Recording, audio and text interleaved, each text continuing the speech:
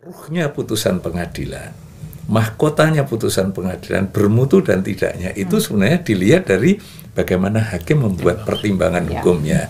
Sebetulnya benteng terakhir itu kan di pengadilan. Ya, dari pengadilan kan karena benteng itu istilahnya orang sudah harapan terakhir kan. Nah, harapan terakhir itu jangan sampai meleset gitu. Gimana tuh Pak melihat komitmen seorang Prabowo Subianto dari janji-janjinya terhadap hal tersebut? What the fact politics? What the fact politics? Tereng tereng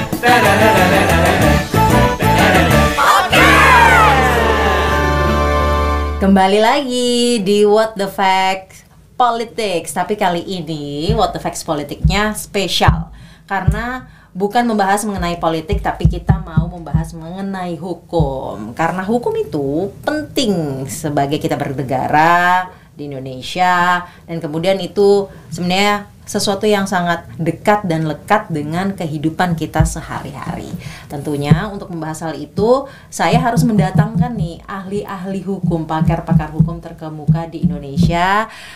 Halo Bapak-bapak, apa kabar? Ada baik, ada Prof. Yos Johan Utama, dosen FH Undip, spesialisasinya hukum. Waalaikumsalam, hukum administrasi negara dan juga hukum acara.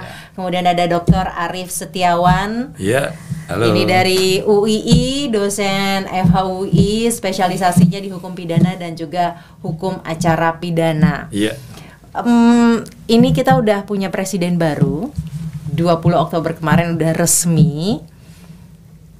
Ada harapan-harapan baru yang muncul yang tersematkan dalam hati ahli-ahli hukum di negeri ini melihat kondisi dunia hukum kita sepertinya tidak baik-baik saja. Adakah harapan yang muncul, Prof. Dr. Arief? Ya tentu ada. Jadi harapan selalu harus kita sematkan optimis dan sambil kita sebagai warga masyarakat selalu mengawasi, mengkritisi apa yang dilakukan sesuai dengan janji yang disampaikan atau tidak. Kalau tidak, tentu kita akan menagih janjinya. Kalau Prof. Yos? Ya sama. Jadi harapannya bahwa semakin cara kita berhukum dan semuanya semakin baik, baik dalam masalah strukturnya, masalah budayanya dan segala macam, substansinya juga semakin baik, dan itu diharapkan tadi seperti tadi bahwa harapan itu diikuti dengan kita melakukan kritisi. Kritisi itu adalah bentuk kasih sayang. Kita kepada pemimpin kita supaya mereka tetap ada di jalan yang benar. Negara ini, bangsa ini punya rekam jejak bahwa hukum ya memang dimain-mainkan untuk kepentingan tertentu. Kita nggak berbicara kepentingan siapa, tapi dan hal ini kan tidak terjadi hanya di Indonesia ya Bapak-bapak ya. Kalau dari di pidana banyak yang kemudian kriminalisasi dan lain sebagainya. Han juga pasti banyak juga bersinggungan selain mengenai kriminalisasi pidana, bersinggungan dengan investasi, bisnis dan lain-lain. Gimana tuh Pak melihat komitmen seorang Prabowo Subianto dari janji-janjinya terhadap hal tersebut, Pak? Dulu. Ya, jadi begini, itu kan janji.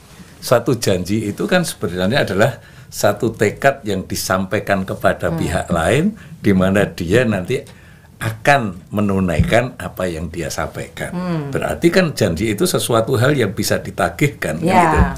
Kalau sesuatu hal yang bisa ditagihkan, artinya rakyat berhak untuk menagih apa yang sudah pernah disampaikan. Dalam penegakan hukum, dalam bidang hukum juga demikian. Apakah betul hukum itu netral, bebas dari kepentingan? Nah, itu kalau di dalam studi hukum kan banyak perdebatannya. Ada yang bilang hukum itu netral, bebas dari kepentingan, tapi dalam perspektif yang lain orang bilang hukum itu syarat dengan kepentingan. Karena mau tidak mau yang membuat adalah orang-orang tertentu kepentingan ya, siapa? Makanya iya. ketika membuat satu naskah hukum dari draft akademiknya sebenarnya sudah bisa diketahui hukum ini sebenarnya ditujukan untuk siapa. Dan pada kebanyakan kajian untuk pembuatan peraturan-peraturan perundang-undangan syarat kepentingan, syarat tanpa Y, jadi syarat, jadi artinya muatan kepentingan itu bisa dilihat apakah sebenarnya kepentingannya itu benar. Misalnya kepentingannya berkaitan dengan pelaksanaan pasal 33 Undang-Undang Dasar misalnya. Bumi, air, kekayaan yang ada di dalam dan seterusnya dikuasai, dipergunakan sebesar-besar untuk kemakmuran rakyat. Ketika membuat undang-undang berkaitan dengan energi, dengan sumber daya alam, dengan sumber daya yang lain, yang itu syarat dengan persoalan-persoalan kekayaan, maka sebenarnya betulkah itu untuk keperluan rakyat atau untuk keperluan pemilik modal?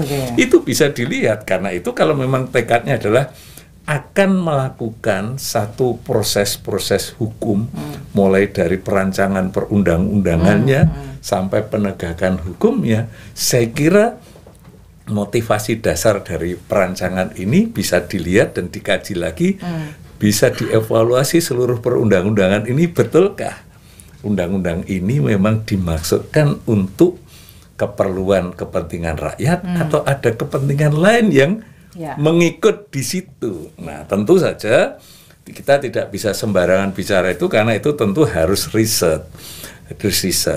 Tapi beberapa kan sudah pernah dilakukan pengujian di Mahkamah Konstitusi. Misalnya pengujian tentang status BP Migas pada saat itu pernah diuji. Kemudian juga berkaitan dengan peraturan perundang-undangan yang menyangkut tentang pengelolaan energi, termasuk listrik dan seterusnya, pernah dilihat untuk ditunjukkan bahwa itu sesuai atau tidak sesuai dengan pasal 33-nya. Itu kita bisa lihat lah. Sekarang itu kan kesempatan terbuka untuk melakukan evaluasi dalam pemerintahan sekarang. Kita bisa dong menaruh harapan karena sudah ada yang menjanjikan, orang yang paling top menjanjikan. Karena itu sekarang mari kita tunggu, dan nanti kalau memang tidak dilaksanakan ya kita tagih. Tapi semoga bisa dilaksanakan tanpa ditagih, kan itu harapannya. Ya gitu. Betul. Ya. Ini tentunya apa yang tadi dikatakan oleh Pak Arief kan berkaitan dong dengan kepastian hukum, apalagi tadi Pak Arief menyatakan mengenai SDA dan lain-lain, investasi, bisnis dan lain-lain. Mendudukan aspek kepastian hukumnya gimana? Kalau terlalu rigid nanti sulit, kalau terlalu terbuka nanti banyak yang bisa main-main tuh Pak. Ya, jadi saya melihat begini, ketika kita masuk ke regulasi, itu kan masalahnya juga ada peran DPR.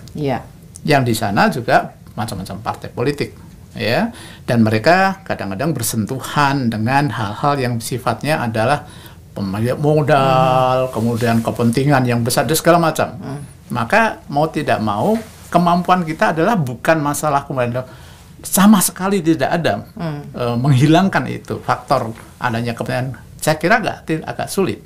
Tapi yang utama menurut saya adalah justru bagaimana mengurangi sebanyak mungkin pengaruh itu, ya, karena ya di era-era di tempat lain kadang-kadang akhirnya kan nggak mungkin bikin regulasi yang kemudian akan merugikan dari pembuatnya. Ya, sapu jagat lah, saya punya jangan digugat. Ya kan? Jadi ingat Prof. Cep. Jadi nggak mungkin itu. Nah, bagaimana? Nah, ini disinilah kemudian peran dari presiden menjaga, dia untuk menjadi mengerem betul ini ya, bahwa ini jangan ada. Masalahnya kan juga kita harus ingat menteri-menterinya ini kan juga dari beberapa dari partai, ya kan, yang juga mungkin ya saya bilang mungkin sajalah ya juga membawa kepentingan-kepentingan ya segala macam kepentingan. Saya nggak bisa bilang untuk dari pemilik modal apa saya kita nggak tahu, tapi paling pasti juga punya kepentingan-kepentingan. Nah, tentunya disinilah peran dari presiden yang kemudian menjadi komandan dari semuanya, bahwa stop, jangan lanjutkan, kurangi itu loh. Kemudian ketika bicara masalah seperti SDA dan segala macam, kalau di bidang hukum administrasi negara, regulasinya harus benar. Regulasinya harus jelas, ya. Jelas ya. Artinya apa? Memang ketika itu tidak jelas, jadi masalah nanti. Ya.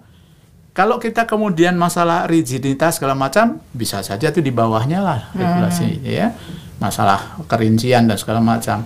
Paling tidak itu apa? Saya katakan tadi bahwa ini janji. Dan hukum itu pedoman. Makanya ketika pedomannya beres, ya enaklah. Kalau ada salah, itu ya kemudian bisa dengan mudah mengatakan salah. Kalau itu benar, ya benar. Jangan sampai kemudian lebih hukumnya itu tidak jelas, dan kemudian memberi kesempatan orang untuk melakukan spekulasi-spekulasi. Ya, spekulatif. Jadi, oh ini menurut saya, jadi terlalu banyak unsur subjektifnya. Nah, itu yang berbahaya. Makanya, jadi hukum menurut saya harus mengurangi sebanyak mungkin kemungkinan subjektivitas.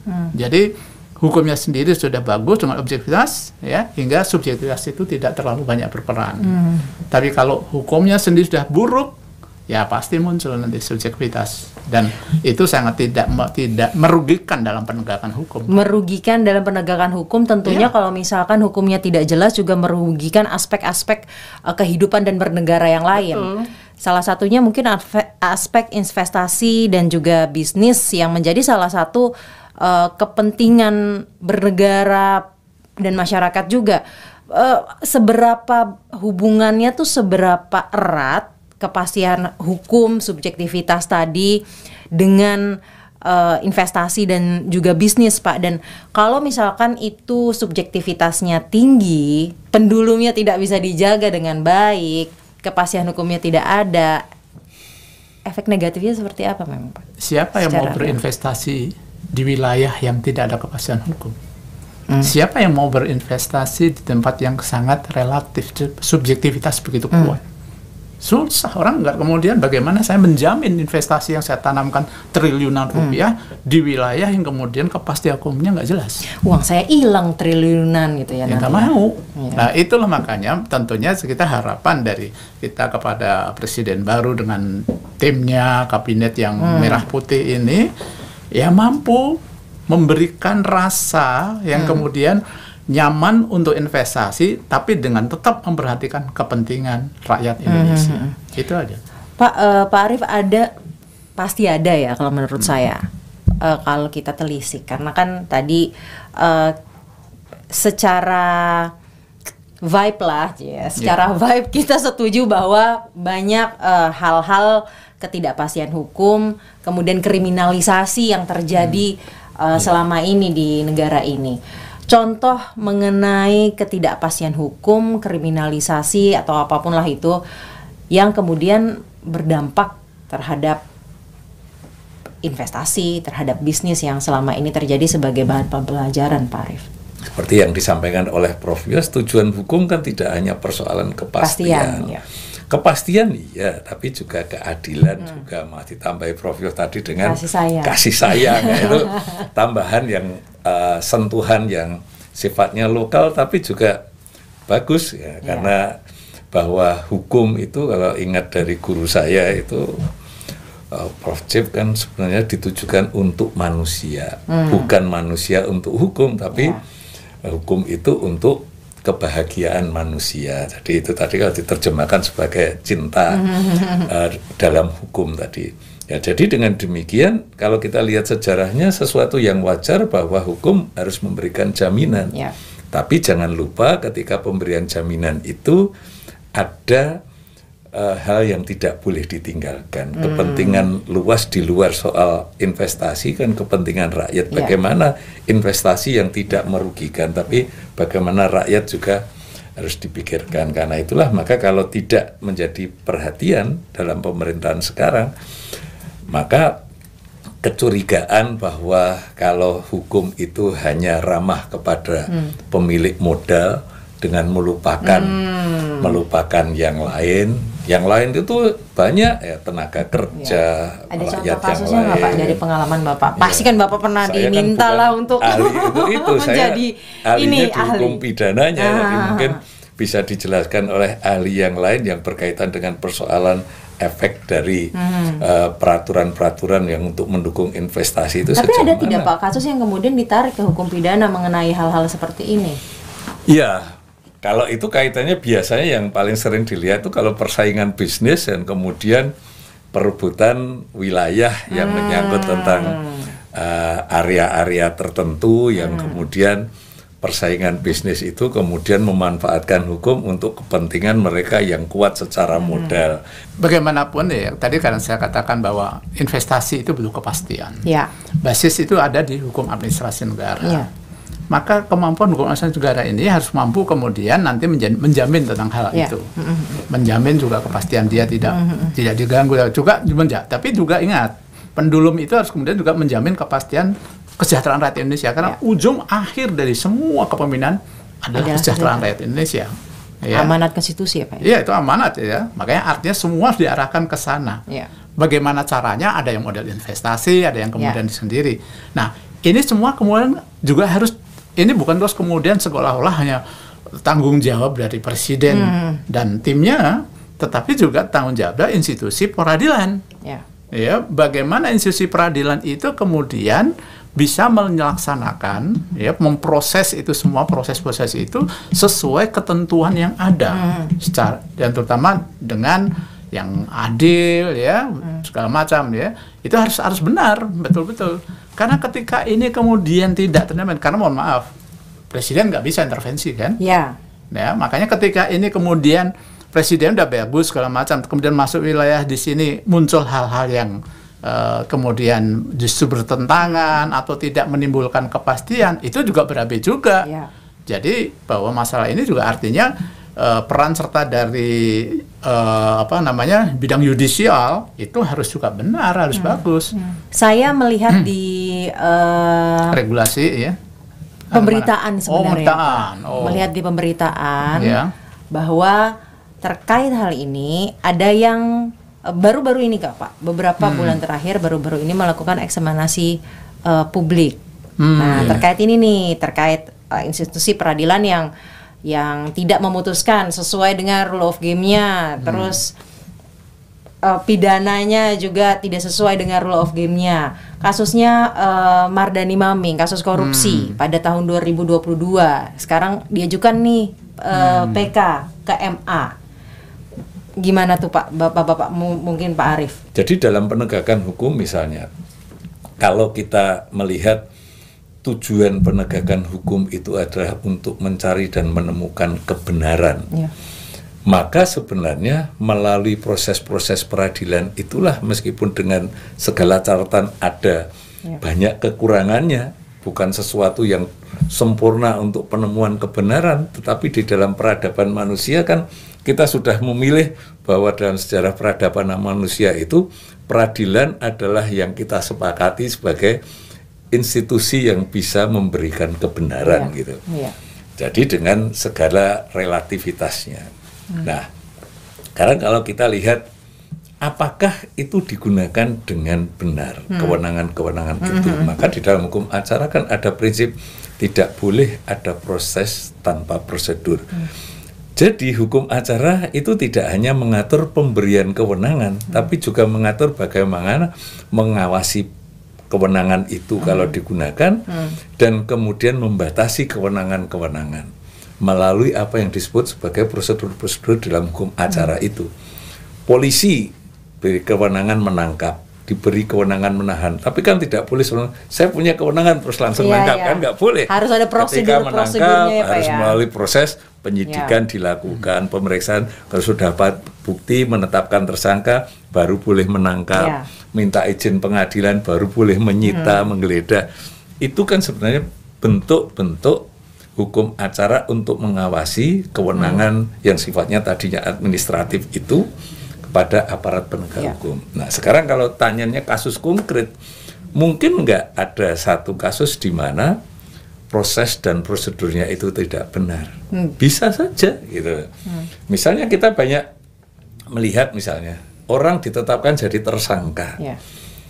Kalau kita lihat tersangka itu orang yang karena keadaannya, karena perbuatannya berdasar bukti permulaan patut diduga sebagai pelaku.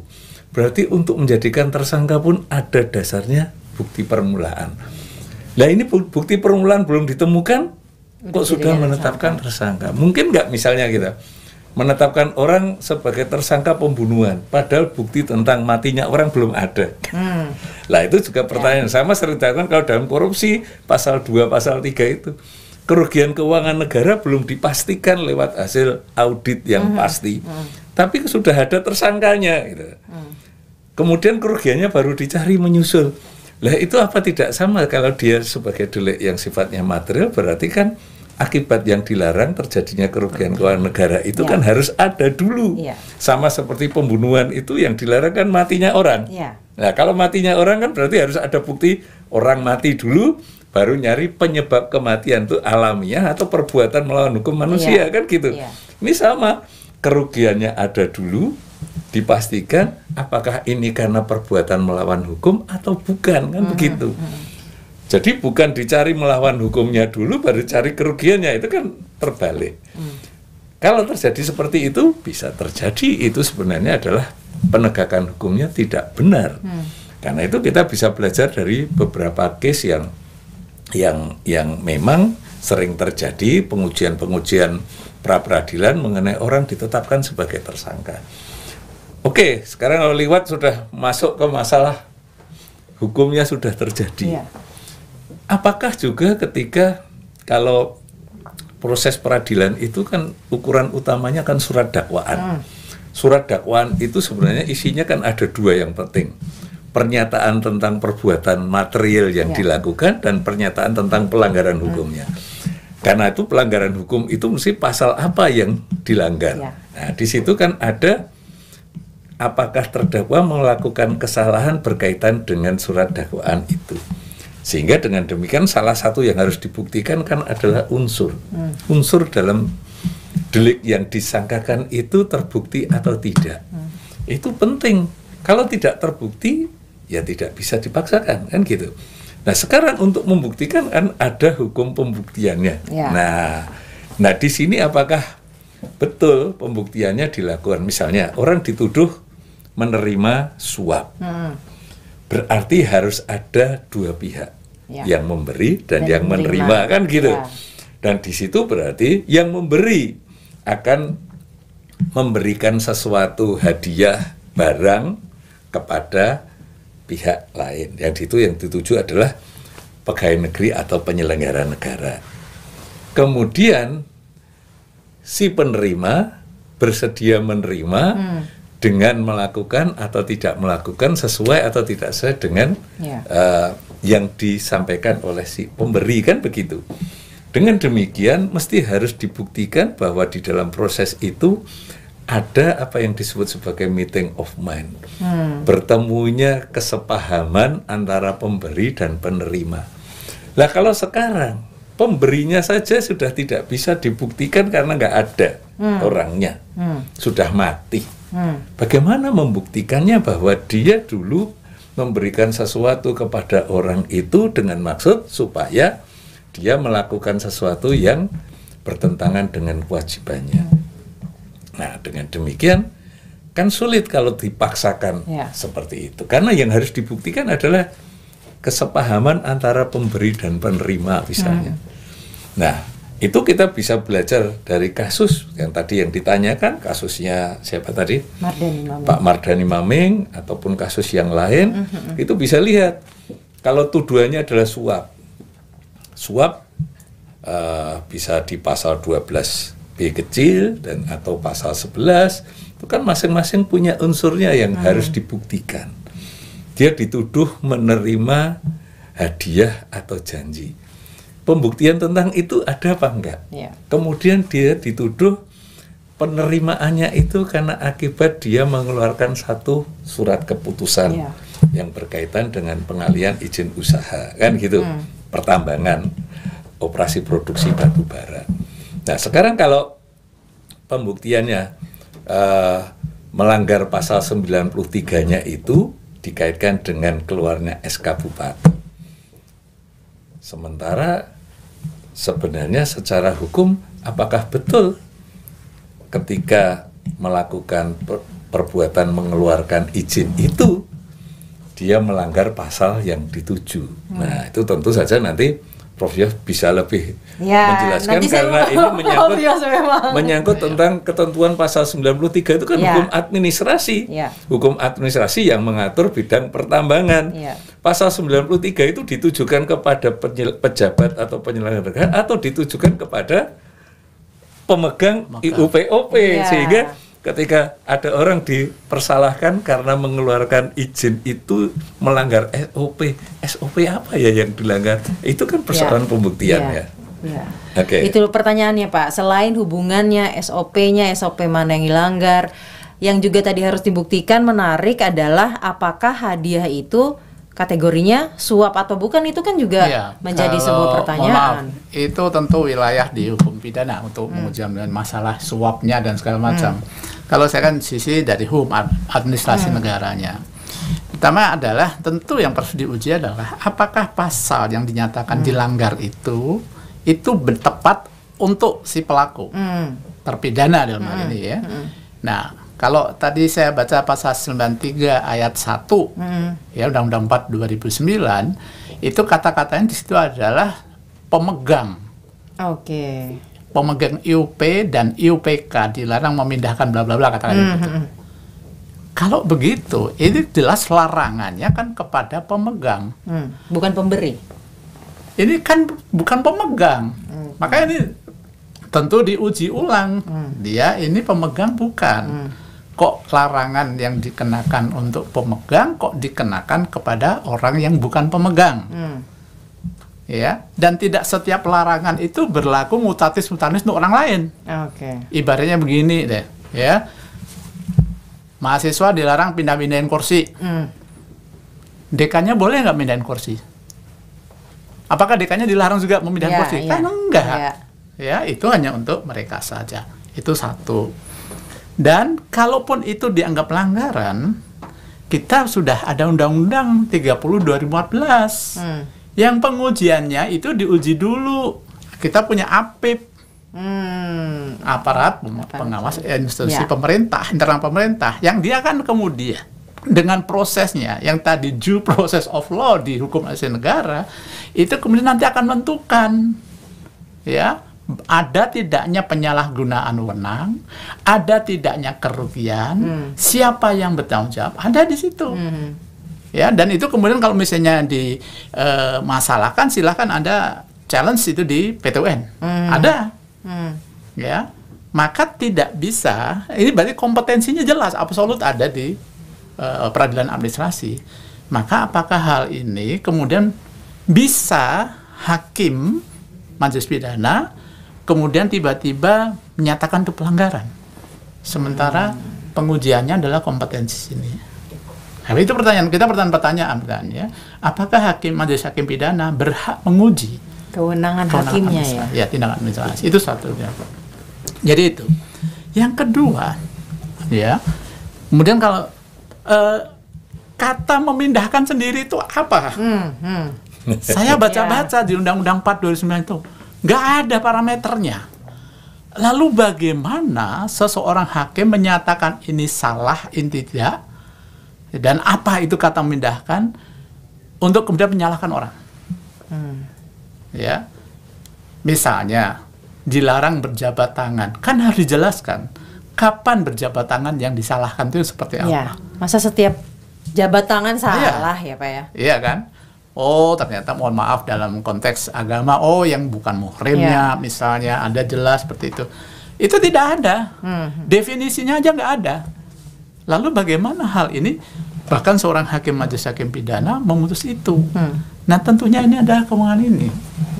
Dan kemudian, kalaupun nanti misalnya ada masalah dengan keputusan yang diterbitkan, yang punya kewenangan membatalkan itu PT-UN. Ya, jadi nggak bisa tiba-tiba hakim non PT-UN mengkonstruksikan keputusan itu sebagai melanggar hukum administrasi. Nggak bisa. Anda tidak punya kompetensi di wilayah itu. Jadi pertanyaan-pertanyaan ya. Jadi saya melihat kalau misalnya seperti itu, diuji dulu dong Ya. di sini, baru kemudian ini belum menunjukkan pidana loh. Ya, kalau misalnya ada pelanggaran belum tentu pidana, ya. Tapi kalaupun bisa itu nanti tinggal di sini lihat masalah tadi Mas Swap ya. Nah, ini kan masalah keperdataan pasti Ya. itu. Apakah transaksinya udah benar segala macam, ya.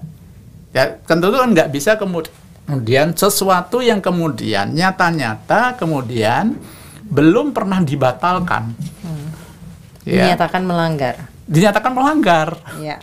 Itu bagaimana logika hukumnya gitu loh. Makanya saya lihat begini dari sisi hukum dasar negara, saya tidak masuk di wilayah pidananya. Saya lihat di sini adalah keputusannya ini kewenangan dia nggak? Ada. Ya, di depan pasalnya ada. Apakah dia boleh merubah? Boleh di Undang-Undang 30 dan 14 pasal 6 itu nyatakan ya, ayat 2 huruf D mengatakan boleh mengganti, merubah, ada di situ. Orang kadang berkait, di pasal 8-nya kan kewenangannya. Tapi dibaca di situ antara lain. Kalau antara lain berarti tidak hanya yang ada di sini. Lain kalau meliputi hanya itu aja, limitatif. Ini antara lain. Berarti membuka kemungkinan Undang-Undang 30 bahwa kewenangannya juga bisa mengganti, merubah dan segala macam. Maka menurut saya tidak cocok kalau pasal 93 ayat 1 itu kemudian Undang-Undang 49 diterapkan dalam masalah ini. Karena error in persona tidak sesuai menurut saya seperti itu. Itu satu pemikiran saya. Ya, saya ini masalah discuss ya. Monggo silahkan orang berpendapat yang lain juga bisa. Saya melihat dari sisi itu. Kemudian dari sisi yang lain ya, yang berkaitan dengan masalah proses-proses pemberitahuan dan segala macam ya. Yang saya lihat memang di dalam putusnya ada disalahkan mengenai pasal 93 ayat 3 ya. Masalah memberitahu itu. Ya.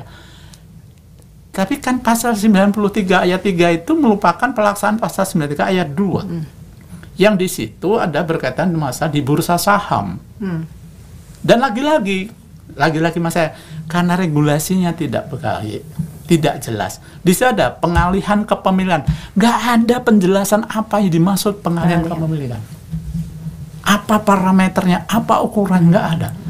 Nah, di situ kata-katanya jelas untuk di bursa saham. Nah, masalahnya perkara ini kayaknya nggak ada di bursa saham. Nah, mungkinkah ini kemudian dikenakan ini? Ini jadi suatu pertanyaan.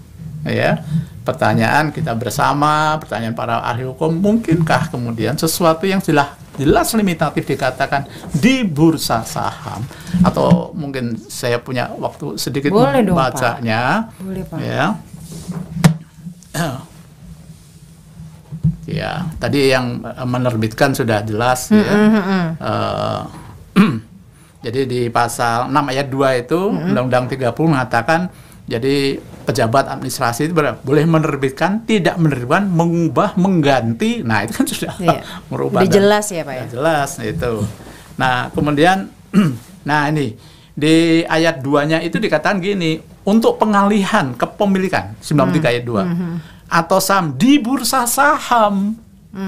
Nah, kemudian dilaksanakannya dengan ayat 3, pengalihan kepemilikan dan atau saham sesuai dimaksud dalam ayat 2. Berarti kan menunjuk tadi yang di bursa saham. Artinya karena memang perkara ini nggak ada kaitan dengan saham, saya menjadi pertanyaan, kok pasal ini dikenakan tuh hal itu? Karena dianggap tidak memberitahunya itu menjadi dipermasalahkan. Nah, itu saya lihat dari sisi itu, dari sisi administrasi negara saja. Nah, itu. Dan kemudian bahwa tadi saya katakan bahwa akhirnya kan karena memang yang punya kewenangan membatalkan itu kan hanya hakim pengadilan tun. Berarti kalau ini pakai bahasanya hukum dasar negara nih, presumptio justi causa. Bahwa suatu keputusan ya, kalau itu belum dibatalkan maka dinyatakan sah dan berlaku. So, bagaimana sesuatu yang sah dan berlaku dianggap sebagai suatu pelanggaran administrasi?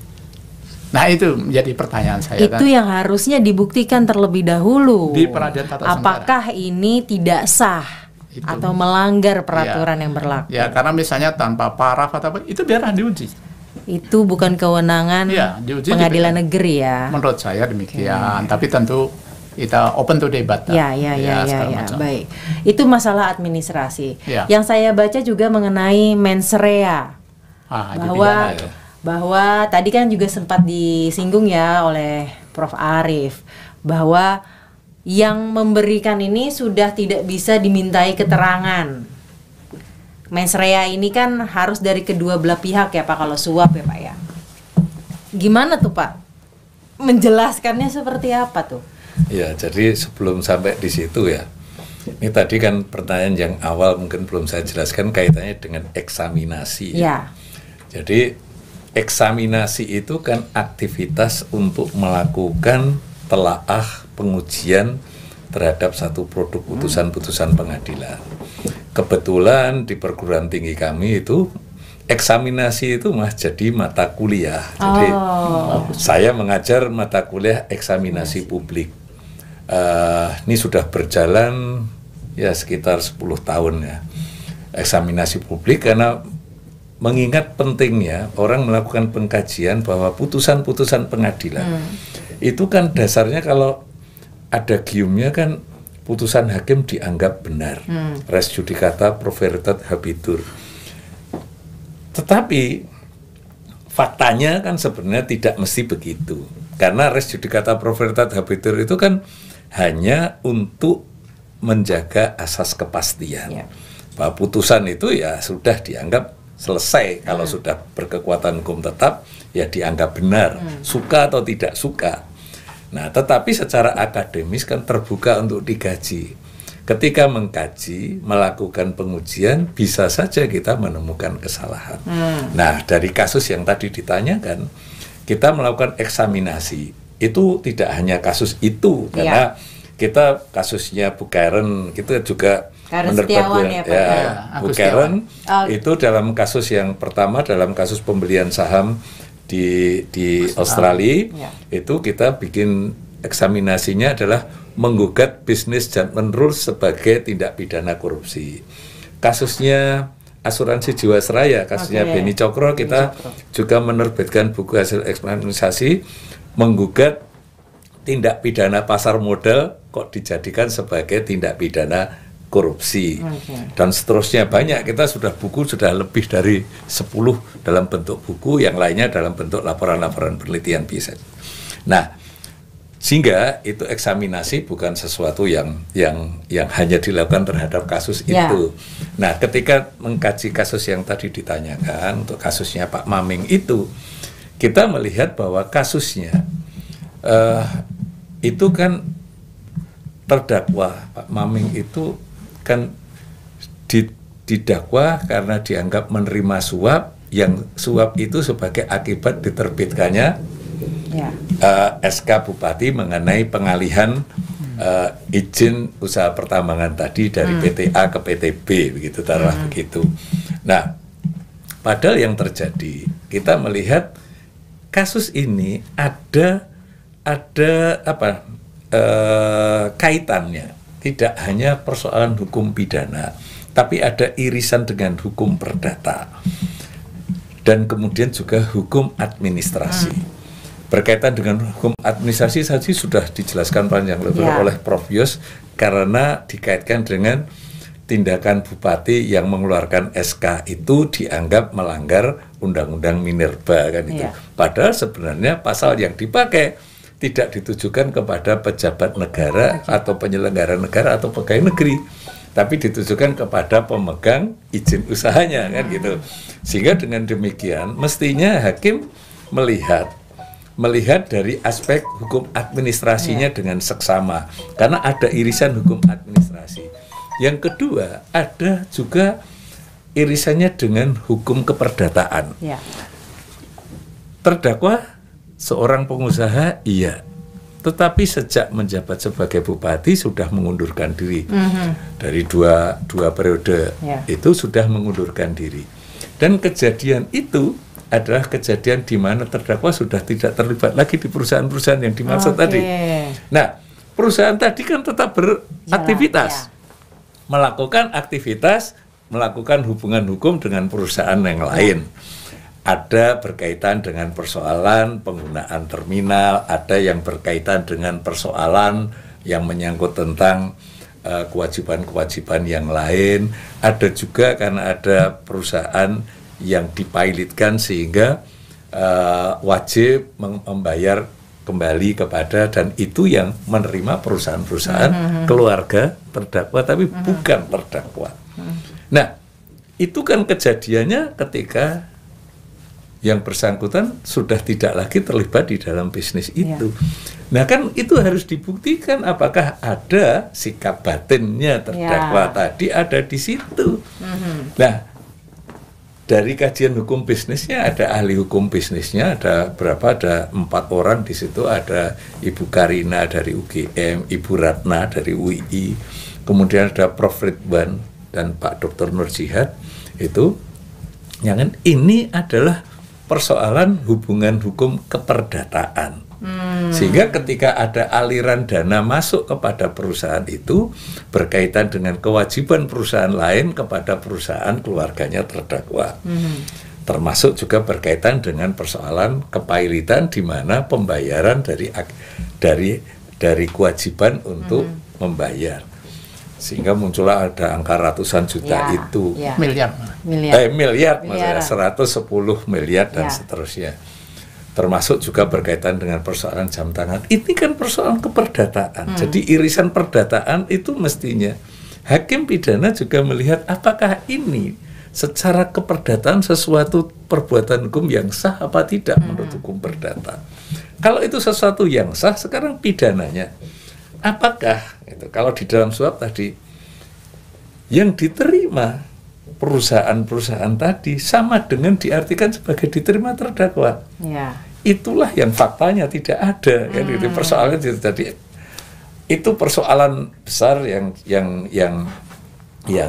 ditemukan di dalam eksaminasi. Sehingga dengan demikian kemudian dari hasil eksaminasi ini ada kekhilafan yang nyata bisa kita baca berkaitan dengan pertimbangan-pertimbangan hakim. Karena sebenarnya kalau kita membaca putusan pengadilan, ruhnya putusan pengadilan, mahkotanya putusan pengadilan, bermutu dan tidaknya, itu sebenarnya dilihat dari bagaimana hakim membuat pertimbangan hukumnya. Hal-hal seperti ini bukan terjadi pada satu kasus ya Pak ya. Melihat komitmen pemerintah sebenarnya untuk mengurai hal-hal ini, karena mau tidak mau, walaupun tadi Presiden tidak boleh dan tidak bisa ya, kalau boleh saya tambahkan tidak boleh dan tidak bisa ya Pak ya, untuk mengintervensi. Namun pemerintah di sini tentunya juga harus punya tanggung jawab agar hal-hal seperti ini tidak terus-terusan terjadi. Karena kan orang jadi takut ya, saya mau jadi bupati, saya meninggalkan perusahaan saya tetap harus jalan. Itu artinya harus tetap mendapatkan keuntungan, mendapatkan uang. Saya nggak dapat, tapi saya yang salah nih, gitu kan. Itu kan membuat orang takut. Nanti nggak ada lagi yang mau jadi bupati, nanti nggak ada lagi yang mau berinvestasi di perusahaan-perusahaan yang terafiliasi. Apakah kemudian menentukan bahwa uang yang masuk tadi ke perusahaan, saya juga menikmatinya, kan belum tentu seperti itu ya Pak ya. Nah dan tentunya ini menimbulkan ketidakpastian bagi banyak pihak, bagi masyarakat yang mau melayani menjadi kepala daerah, bagi kepastian investasi tadi dan lain-lain. Untuk mengurai hal ini tuh sebenarnya seperti apa kalau dari perspektif administrasi untuk biar nggak terlalu rusuh lah kayak gini nih Pak? Iya, kalau saya dari sisi, saya kira bukan masalah sisi hukum administrasi ya. Jadi artinya dari manajemen peradilannya sendiri. Artinya apa sih peran dari Presiden ya dalam masalah yang di wilayah masalah penegakan hukum adalah cipta kondisi.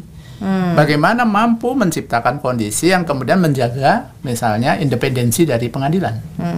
Ya, paling tidak ada upaya. Salah satunya misalnya kalau ada dugaan dalam tanda kutip ya bahwa kemudian suka menceng-menceng segala macam karena masa pendapatan kurang, sudah dijawab kemarin undang-undang dengan PP 44 tahun 2000. Menaikkan gaji hakim kemarin. Paling tidak itu.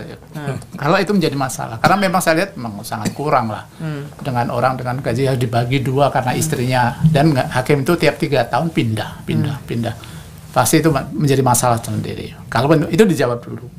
Yang kemudian kemudian bagaimana kemudian Presiden itu juga menjaga yang penegak hukum yang ada di bawahnya kan ada kejaksaan, ada kepolisian, ya, untuk kemudian bagaimana tetap ya bisa mendukung masalah integritas dari pengadilan itu sendiri dan melaksanakan ya regulasi sesuai ketentuan yang berlaku. Kuncinya kan di situ aja kan.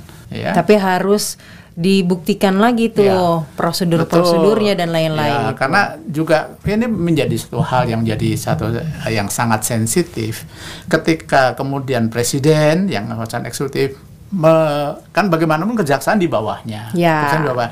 Ketika presiden terlalu masuk ke situ jadi masalah juga.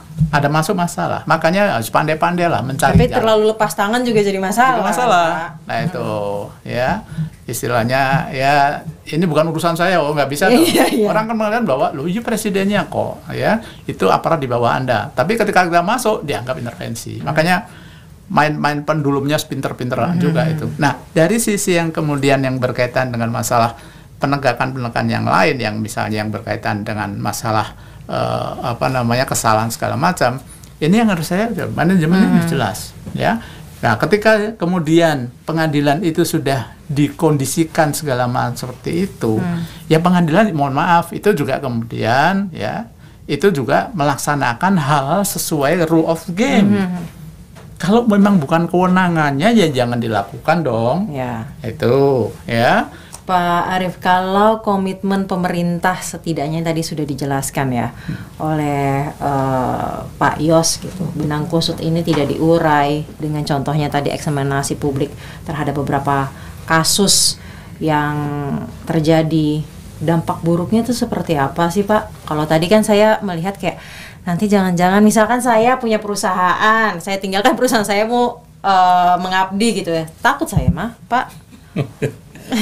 Ya, dampak buruknya itu kan munculnya ketidakpercayaan terhadap hukum kan gitu. Nah, itu kan berbahaya padahal kita negara hukum, mestinya itu kan hukumnya kan harus menjadi pedoman yang utama. Hukum menjadi panglimanya. Ketika orang sudah tidak lagi percaya kepada hukum bagaimana? Karena gambaran tentang hukum itu kan tidak hanya dengan melihat peraturan perundang-undangan, tetapi juga bagaimana putusan-putusan hukum yang dibuat oleh hakim di pengadilan. Putusan hakim di pengadilan itu kan mengadili satu kejadian yang faktual dan kemudian diterapi oleh hukum. Karena itulah maka harus menemukan kebenarannya sehingga orang menjadi puas bahwa hukum telah ditegakkan karena yang ditegakkan adalah kebenarannya.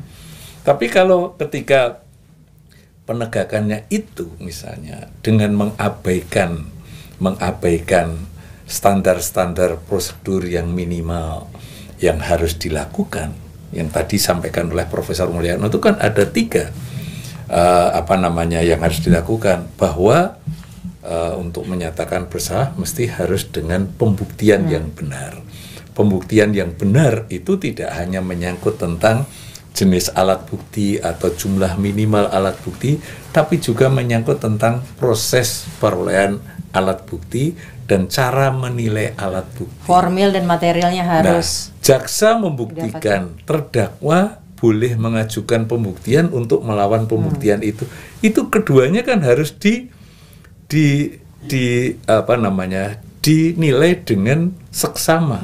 Tidak boleh menilai yang dianggap benar hanya yang pembuktian dari jaksa. Itu sehingga ini yang kesan yang kita lihat seringkali adalah pembuktian yang dilakukan oleh terdakwa itu dikesampingkan begitu saja. Kita bisa melihat nanti kalau menyempatkan diri membaca putusan-putusan, sejauh mana hakim itu betul-betul mengkaji pledoi yang diberikan oleh terdakwa.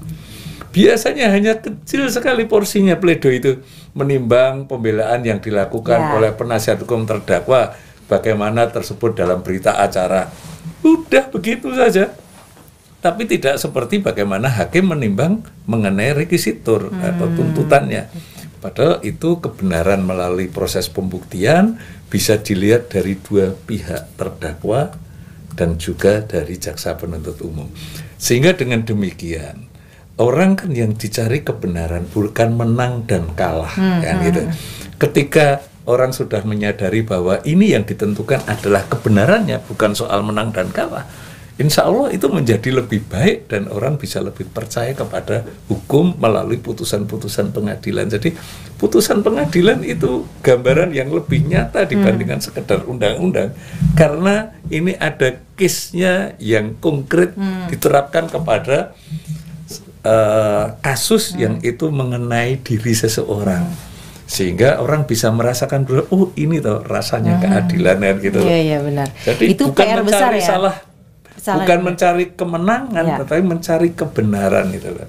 Bukan mencari kemenangan, tapi kebenaran. Itu salah satu PR besar kita semua ya Pak ya, bukan pemerintahan yang sekarang aja. Dan PR besar anak-anak muda, karena rencananya ini akan tayang pada tanggal 28 Oktober, Hari Sumpah Pemuda, harinya anak-anak muda. Berarti ini juga PR-nya para anak-anak muda ya. Mahasiswa Bapak ya ini PR-nya ya. Gimana Pak? Iya, jadi saya setuju dengan tadi sampaikan bahwa tentang masalah ini. Saya jadi ingat komentar dari Yap Tiam Him, advokat besar kita itu mengatakan bahwa kalau saudara mau pakai saya karena saya ingin menang, maka saya jangan pakai saya. Kalau Anda puas dengan apa yang saya bantu dan kemudian mencari kebenaran, silakan pakai saya. Itu ingat. Yap Tiam Him gitu. Nah, oke. Nah, sekarang memang bagaimanapun kan sebetulnya benteng terakhir itu kan di pengadilan. Ya, dari pengadilan kan karena benteng itu istilahnya orang sudah harapan terakhir kan. Nah, harapan terakhir itu jangan sampai meleset gitu. Kalau harapan terakhir meleset kan orang jadi tambah nggak percaya banget ini. Nah, ketika harapan ini ya kan banyak sekali faktor. Faktor ilmu, pengetahuan dari si hakimnya sendiri kan penting. Kalau ilmunya hakimnya misalnya tidak paham tentang masalah kompetensi, ya celaka ini. Ya, yang kedua mungkin ya berkaitan dengan kekuatan dari integritas dia sendiri. Integritas tidak hanya sekedar masalah suap. Ya. Misalnya kebutuhan dia sendiri. Ya, contoh misalnya umpama, saya moga-moga nggak terjadi. Daripada nanti diperiksa sama komisi yudisial dan segala macam, mau korupsi mau enggak, pokoknya hukum dulu. Iya kan? Itu bisa saja terjadi. Repot kalau dieksaminasi kayak repot banget. Repot kan itu, karena juga dia harus ke sana, harus segala macam, repot segala macam. Dan kadang-kadang bisa saja terpikir, alah ya ponte tiap pertama aja lah, nanti kalau misalnya salah kan ya dikoreksi dibanding, ya dikasasi. Itu manusiawi bisa terjadi. Makanya hal-hal inilah yang menurut saya adalah menjadi tugas baru juga Ketua Mahkamah Agung yang baru ini. Kan kita punya Ketua Mahkamah Agung baru. Ini juga kemudian yang harus menjadi bahwa bagaimana dia mendapatkan satu jaminan, ya, bahwa integritas Anda dijamin, ya.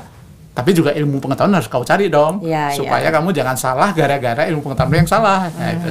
Anda kemudian mau beda dengan ini boleh, segala macam boleh ya, tetapi sepanjang kalian memutus dengan betul-betul sesuai rule of game-nya, rule of law-nya, oke, Anda dihormati.